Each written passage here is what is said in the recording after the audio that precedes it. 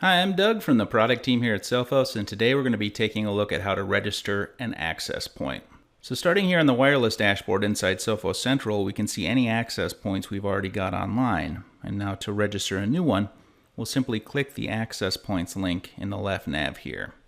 If it's our first time using the product, we'll get a pop-up window right away. If not, we can just click this register button to get the same window.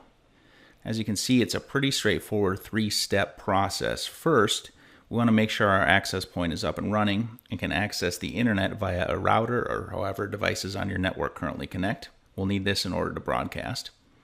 If properly connected, the AP should initially show green, and when the green light starts flashing, it means the AP is ready to initialize. We'll want to make sure we have our access point serial number at hand because we'll need to enter it in a bit.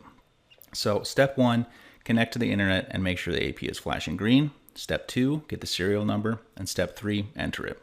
Once we click register, we'll see the state of the access point down below here.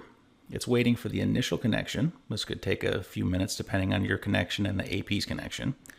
Then it'll move to a registering state, and finally it's registered. So at this point, we're connected to the access point from a management perspective, but it's not actually broadcasting anything yet. So the next step is to make sure the access point knows which networks to broadcast. So we'll click next here. And at this point, we can change the access point's name if we like, APX 530 Kitchen. Click Save Host Name. And on our list of APs, here's our new one that we just registered.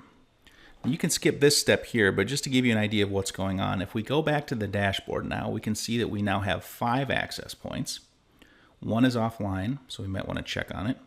3 are up and running, and our newest one is the one that's showing up as unconfigured. So let's go back to access points and click on our APX 530 that we just registered. And here's our configuration screen in all its glory. Now we can start having some fun.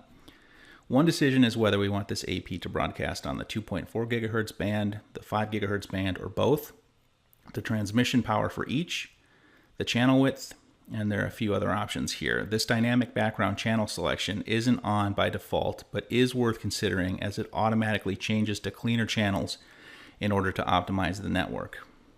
Now, if we've already got SSIDs set up, we'll select which ones we want this access point to broadcast. We can choose up to 8 of them. We generally recommend choosing around 3 or so to ensure the bands don't get too congested. If we don't have any SSIDs set up already, we can do so by clicking SSIDs in the left nav here.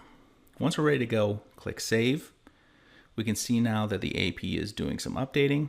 It's locking in those SSIDs, it's checking for new firmware, it's relaying its status back to Sophos Central.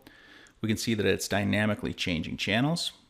So once it's done updating, we'll see the channels it's broadcasting on in this far column here. That could take a few minutes, so let's jump back to the dashboard and see that we now have 4 access points online and in good health. We are up and running.